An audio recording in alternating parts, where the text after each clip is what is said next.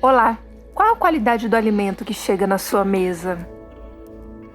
Quando você consome esse alimento, você está reproduzindo que tipo de relação com quem produziu, com você que compra?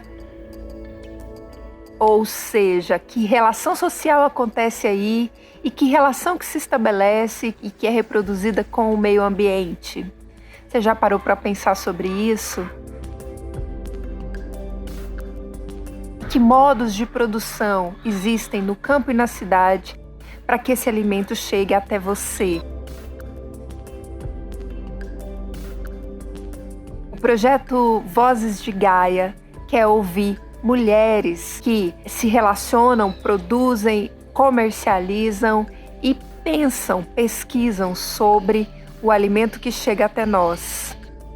São cosmovisões sobre a agroecologia, a agrofloresta, numa perspectiva da inclusão e da saúde, feita por mulheres que se relacionam com a terra, seja produzindo, seja pensando-a de uma maneira solidária e harmônica.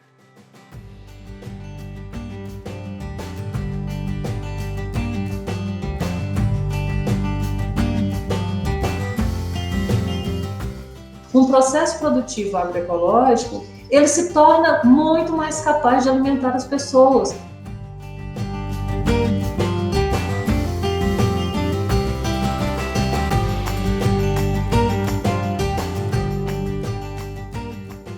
Olá, hoje nós estamos aqui com a Dinalva Donizete Ribeiro.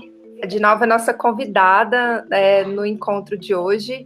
E ela é geógrafa, tem mestrado e doutorado com ênfase em geografia agrária e pós-doutorado em ciências sociais com ênfase em sociologia rural. A Dinalva também tem uma experiência de vida muito interessante, porque ela nasce numa família camponesa, né, e vive em diversas comunidades camponesas, então todo esse repertório acadêmico que ela construiu tem como base essa vivência também com a terra como camponesa. Seja muito bem-vinda, Dinalva, aqui no nosso bate-papo. Existe uma certa visão em relação à agroecologia como se ela fosse a prima pobre, né, de todo o processo de produção alimentar. E a gente percebe que existem sim tecnologias e técnicas muito aprimoradas dentro do contexto da agroecologia, e que essas tecnologias, pelo que você me trouxe até agora, de exemplos, e se você quiser comentar um pouquinho mais, seria interessante, elas estão a serviço na agroecologia, não para uma maior quantidade, pura e simplesmente, de produto para entrar no mercado. Está a serviço, na verdade, de um cuidado com todo o meio, um cuidado com todo o ambiente, inclusive com o produto. Então, não dá para dizer que a agroecologia é destituída de tecnologia ou só possui uma tecnologia rudimentar, né? Esse aí é um equívoco bem comum, né? Assim, é usual pensar que nós estamos falando de um fazer no campo, de um processo produtivo que obrigatoriamente vai ser realizado assim de uma forma extremamente penosa, rudimentar, com ferramentas em desuso, né? E não é isso, longe disso. Porque se tem uma coisa que precisa ser destacada é o quanto as pessoas que lidam com a agroecologia, mulheres e homens e todo mundo, é criativo e cria ferramentas, e adapta ferramentas, inventa ferramentas. É uma coisa extremamente criativa, muito legal isso. E aí é preciso destacar também que a gente está falando de um processo produtivo para gerar renda, para ser comercializado. Nós não estamos falando aqui de uma proposta romantizada, né, de que hoje, século XXI, né, nesse contexto que a gente vivencia, de industrialização e urbanização acentuadíssimos, a gente não está dizendo que hoje é possível viver, até é possível, mas não é essa a proposta, viver somente do que se produz e sem nenhuma relação com o mercado. Em absoluto, essa é uma outra lenda que precisa ser desconstruída. Nós estamos falando de processos altamente produtivos, complexos, com escalonamento, que atende a mercados, quase sempre mercados curtos e mercados locais, e que gera renda ou que tem alto potencial de geração de renda. Porque as pessoas que vivem no campo têm direito, como sujeitos no mundo, cidadãs e cidadãos, têm direito a adquirir tudo aquilo que elas querem adquirir com o dinheiro que geram a partir do que produzem, do que comercializam.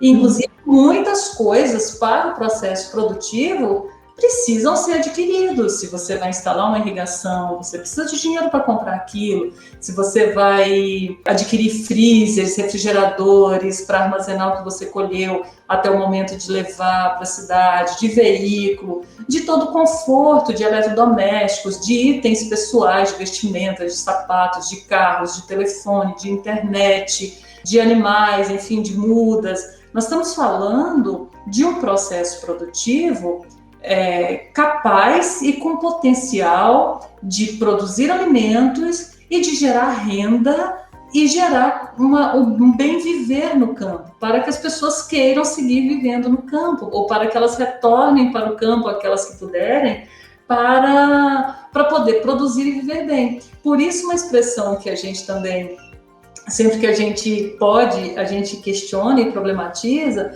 essa expressão de produção para subsistência. Porque se a gente pegar a palavra subsistência e desmontá-la, vai ficar subexistência. E sub é uma coisa que está abaixo, né? Então é como se a gente estivesse falando que é um processo produtivo ou é uma cosmovisão que gera, no máximo, uma condição de subexistência, de estar abaixo da existência. E aí a gente estaria desqualificando por completo tanto a agroecologia enquanto cosmovisão, quanto todas essas técnicas que a gente estava mencionando agora há pouco, né? Então, a gente não está falando disso, a gente está falando de um processo produtivo capaz e com potência para produzir tudo que é necessário para o bem viver do ponto de vista alimentar da família, da propriedade, da comunidade, e ao mesmo tempo gerar renda para que as pessoas possam consumir aquilo que também precisam consumir, que não podem ser produzidos lá.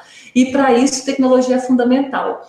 Agora, tem uma coisa também que é legal a gente dizer, porque tecnologia, alguma ferramenta, vou tirar de tecnologia e vou trazer para ferramenta. Uma ferramenta, uma máquina ou uma ferramenta, ela é boa quando ela resolve o problema de quem precisou usá-la. Aí, o conceito de tecnologia apropriado ou não se torna muito relativo. Porque para quem produz 5.000 hectares de qualquer cultura, vou dizer que soja, mas pode dizer que botar qualquer coisa no lugar, milho, cana, enfim, algumas máquinas são fundamentais, porque você não vai manejar com uma máquina menor ou manualmente 5.000 hectares, seja lá do que for que você tiver plantado. Aquela mesma máquina tem um custo elevado e ela precisa se pagar exatamente porque ela vai trabalhar muito, porque tem uma área plantada grande, então compensa o investimento. Então, para aquele perfil, aquela tecnologia é apropriada. Para um outro perfil, essa não é a tecnologia apropriada. Então, você pode dizer assim, essa tecnologia é ótima. Ela é ótima para quem? E ela é ótima para que contexto produtivo? E a tecnologia adaptada é incrível, né? Num assentamento rural, uma vez, eu vi um processo muito lindo, em que havia uma gangorra, aquela que cada um senta de um lado e fica brincando, geralmente criança, né? Uma leva e fica naquele movimento agradável. Tinha uma gangorra, essa gangorra funcionava como uma bomba.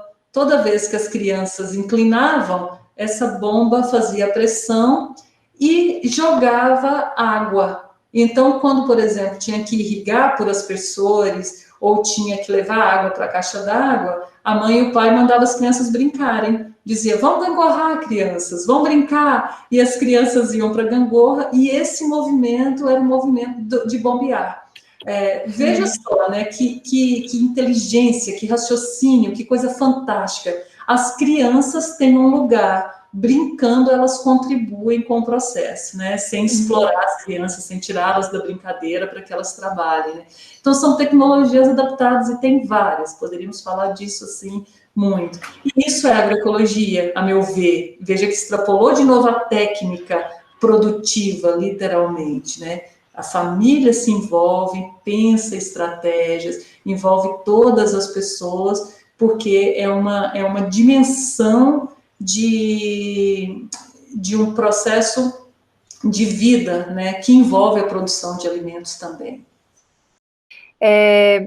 A gente poderia dizer que esse modelo de renda, de geração de emprego de renda, aconteça dentro de famílias, ou não necessariamente? Como é que você tem visto, como é que você tem acompanhado esse tipo de produção, assim? A agroecologia, ela tem se dado mais em ambientes familiares, ou não necessariamente, pensando na geração de renda? Tem sido mais em ambientes familiares, porque a produção orgânica em si, não necessariamente. A gente tem visto grandes fazendas num esquema bastante empresarial, com todos os ritos assim da agricultura empresarial, digamos, com produção orgânica. Lá em Brasília, aqui em São Paulo, no Rio de Janeiro, é bem comum. Agora, quando a gente faz esse recorte e traz para um processo agroecológico, é muito interessante porque a cosmovisão, a agroecologia enquanto cosmovisão, é muito próxima da cosmovisão do campesinato. Elas são muito... Eu não sei nem dizer se elas se diferem, assim, se poderia existir uma sem a outra. A cosmovisão do campesinato, da família camponesa, ela é agroecológica por natureza. A agroecologia é um processo natural do campesinato. Então, as famílias camponesas naturalmente se organizam nessa perspectiva. Tem uma relação de afeto, tem uma relação de trabalho, tem uma relação extremamente criativa, mas isso tudo se dá enquanto um organismo vivo, a família é um organismo vivo. E aí no campesinato, não, a família é um organismo vivo e a comunidade também é um organismo vivo, porque a comunidade ela é composta por várias famílias camponesas, né? Logo, tem toda uma forma de trocar, de conservar, de se relacionar, de se apoiar, de fazer juntos, que é muito própria do campesinato e que também é muito própria da agroecologia. Eu não consigo ver muito essa perspectiva assim, de uma cosmovisão agroecológica fora do envolvimento das pessoas do dia a dia, do sítio, da casa. É muito comum todas as pessoas estarem envolvidas em alguma medida. E aí, às vezes, até mesmo as pessoas que estão fora, porque o campo brasileiro, o mundo todo, né? Mas vamos pegar Brasil, vamos pegar Goiás, o campo brasileiro está cada vez sendo mais pressionado por um modelo empresarial de exploração da terra, do solo, né? da água, aliás.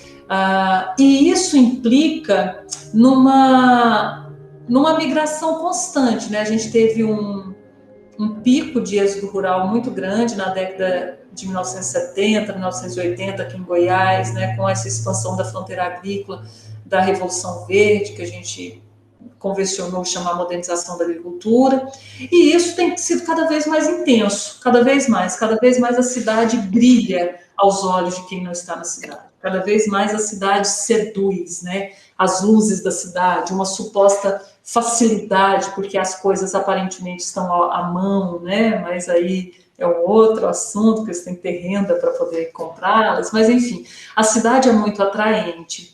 E o campo brasileiro tem sofrido muito desse esvaziamento. A gente tem um problema sério no campo hoje, assim, de sucessão familiar. As famílias camponesas em que as pessoas mais jovens estão na cidade e quando morrerem ou estiverem muito envelhecidos, a mulher e o homem daquela família, não tem quem dê continuidade àquele processo produtivo. E aí eu quis chegar nesse lugar para dizer que o envolvimento da família no processo agroecológico, ultimamente a gente tem notado que tem uma colaboração, inclusive, dessas pessoas que estão fora.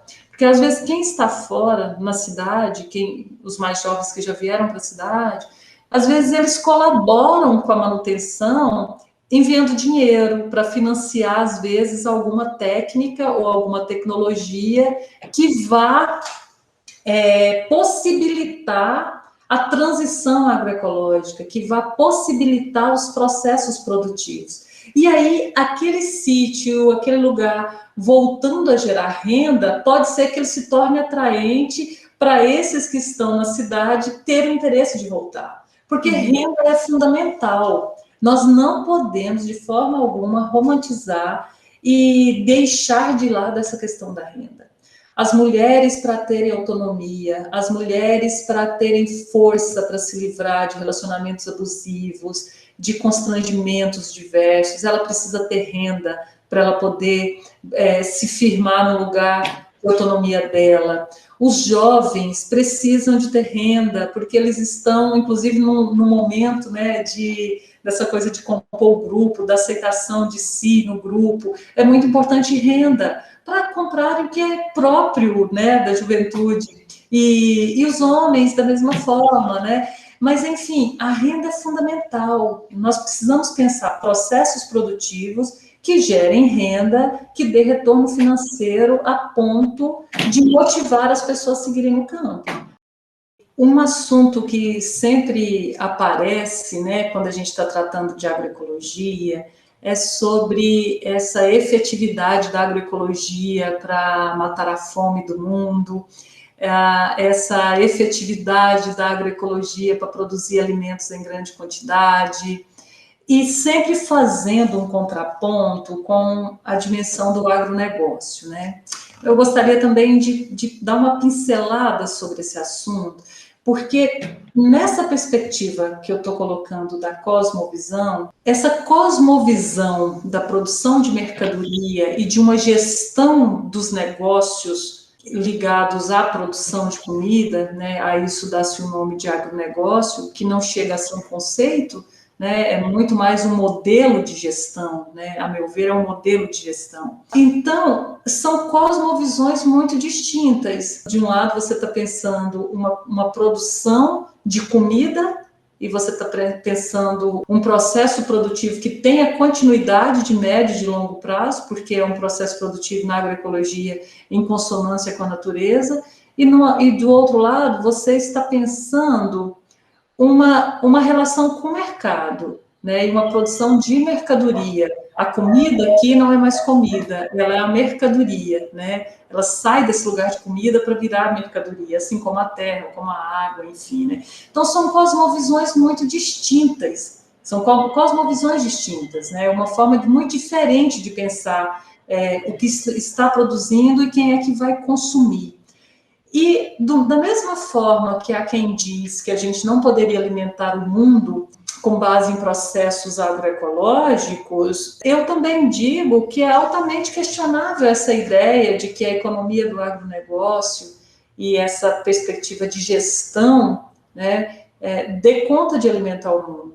Porque nós continuamos tendo problemas gravíssimos de fome, de doenças derivadas da fome, e também de doenças derivadas do excesso de comida. Então, nós temos uma população crescente, nós temos uma produção de alimento crescente, nessa perspectiva da monocultura, dos alimentos principais, né, que alimenta a população mundial, mas nós continuamos tendo problemas de fome. Então, aquela máxima que a gente está insistindo desde os tempos da Revolução Verde segue valendo até hoje, que nos falta distribuição de renda para acessar os alimentos.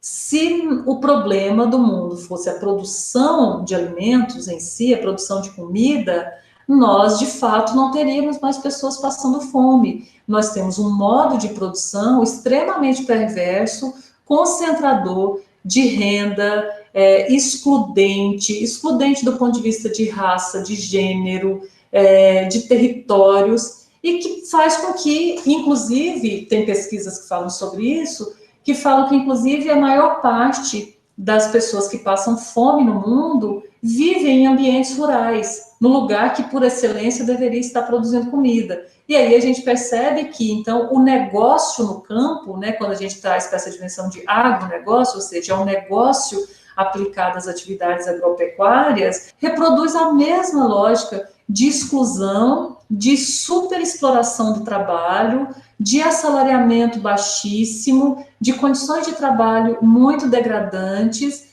e de concentração de renda, que faz com que você tenha uma produção de alimentos ampliada por uso da tecnologia química, mecânica e biológica, mas reproduz os mesmos índices de exclusão e de concentração que faz com que as pessoas não tenham comida. Aí, quando a gente olha dessa forma, um processo produtivo agroecológico, ele se torna muito mais capaz de alimentar as pessoas, porque ele vai envolver mais pessoas no processo produtivo, por conta da natureza do trabalho, que exige mais manejo manual. Você tem alimentos produzidos no entorno e disponibilizados nos mercados urbanos, então esse alimento chega mais barato, porque o custo do deslocamento do transporte é reduzido, então esse produto pode chegar mais barato e as pessoas da cidade podem comprar mais desses produtos. Então, nessa lógica, eu diria que um processo produtivo agroecológico tem muito mais potência e promessa de produzir alimentos e de alimentar pessoas do que um processo produtivo baseado exclusivamente na produção de alimento, mercadoria, do campo, a terra, a água enquanto um negócio. Assim, para encerrar nosso bate-papo, eu queria que você comentasse, fizesse algumas sugestões, desse algumas dicas para famílias que estão interessadas em iniciar um processo agroecológico no seu campo, mas, enfim, não sabe direito por onde começar, e propriedades que se encontram ainda em situações muito degradadas, assim, precisando de, assim, o processo de transição aí vai demorar um pouquinho mais. O que você indica para que esses dois casos aconteçam e vá se vivendo esse processo de transição até chegar num formato agroecológico mais ideal, assim, ou mais próximo do possível? Olha, eu acho que tem dois caminhos, assim, né?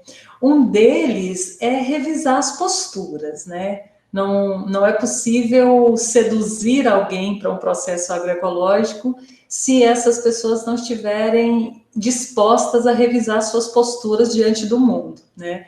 Então, isso é fundamental nessa perspectiva de agroecologia enquanto cosmovisão, né? Eu preciso revisar a minha postura no mundo, dos meus hábitos de consumo, de produção, e a forma como eu lido com os elementos da natureza, né? Então, a primeira coisa é convidar a olhar, fazer esse olhar crítico, assim, de como é que a gente tem lidado com o solo a ponto de deixá-lo exaurido. O que nós fizemos ao longo dos anos e das décadas que nós criamos essa erosão, essa vossoroca, que nós não temos mais, por exemplo, às vezes mina d'água, água em abundância, né, que são essas queixas que a gente sempre ouve no campo. O pessoal dizendo, 20 anos atrás aqui corria água, há 30 anos atrás aqui tinha um minadouro, até não sei quantos anos atrás a largura desse córrego era outra, era muito maior, há não sei quantos tempos eu tinha muito mais piqui nesse cerrado. As pessoas estão sempre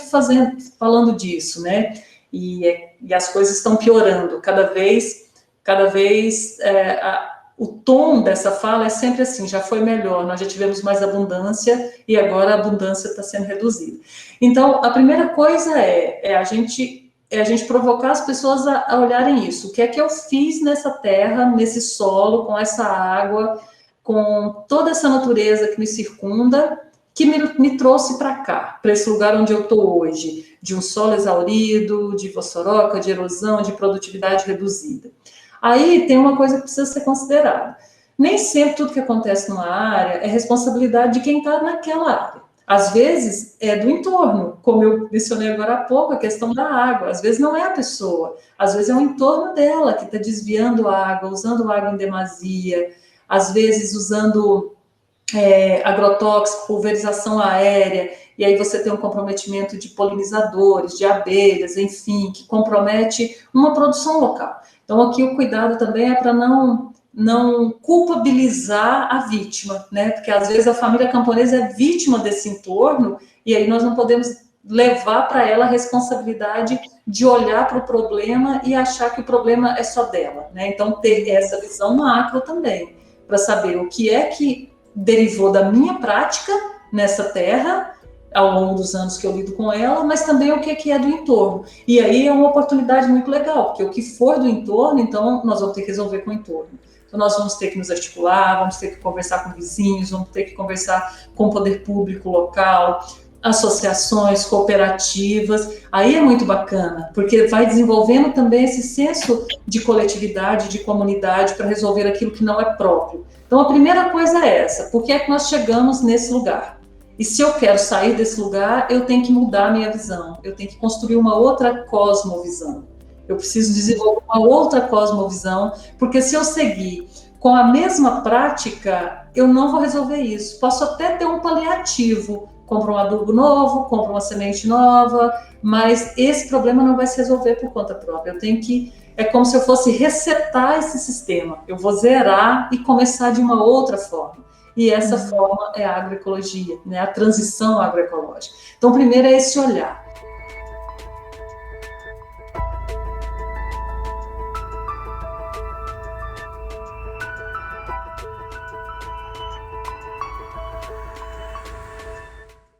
E uma outra coisa é o tamanho das pernas, né? O que eu posso fazer com o que eu tenho?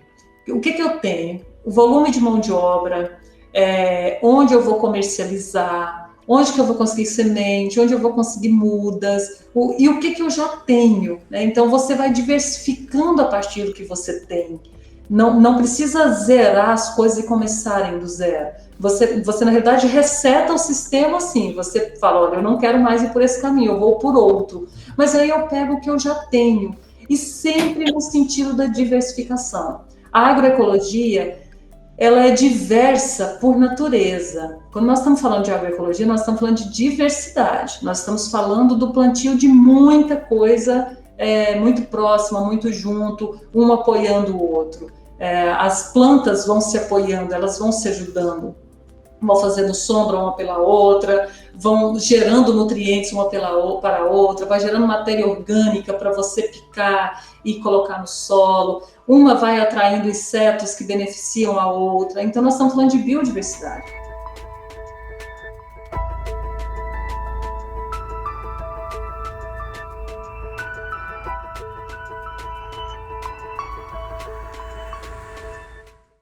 E aí as mulheres são maravilhosas para isso, né? As mulheres são maravilhosas sempre, né? Assim, mulher é uma potência incrível no mundo. E as mulheres são incríveis, porque as mulheres têm uma memória de onde as coisas estão. E aí eu falo a memória assim, né? Que também tem a ver com afeto, né? As sementes, as mudas, a casa da outra pessoa, o quintal da outra pessoa. Então, onde que busca isso? Como que cuida? As mulheres são incríveis nesse processo. A agroecologia é um processo também muito feminino, muito feminino. Até porque esse pensamento mono, mais linear, infelizmente, culturalmente, ele foi mais cristalizado na mente masculina, né? E a mulher tem uma memória que eu acho que é talvez até celular mesmo, assim, ancestral, da coisa cíclica. Pelo próprio corpo da mulher, né? Que é cíclico, que sangra, que se recolhe, que ovula, né? E a gestação e o parto, essa coisa toda, a ciclicidade da vida, esse movimento cíclico em espiral, ele se manifesta muito no feminino. né? Então, as mulheres fazem essa transição com mais facilidade, porque elas reconhecem esse movimento cíclico do tempo, da sazonalidade, do tempo da seca, do tempo da chuva, da lua, esse movimento todo da biodiversidade, da observação, da percepção. As mulheres fazem isso com mais facilidade. E aí não é aqui não quero de forma alguma polarizar, né, uma superioridade da mulher em relação ao homem, e nem o contrário, de forma alguma. Eu acho que é uma questão de uma disciplina mental que é muito linear, muito cartesiana, e muito para o mercado, e muito para o ganho financeiro, que é uma mente muito mais masculina, né, um olhar de mundo mais masculino. E aí, felizmente, as mulheres conseguem acessar esse lugar cíclico com mais facilidade, com mais rapidez.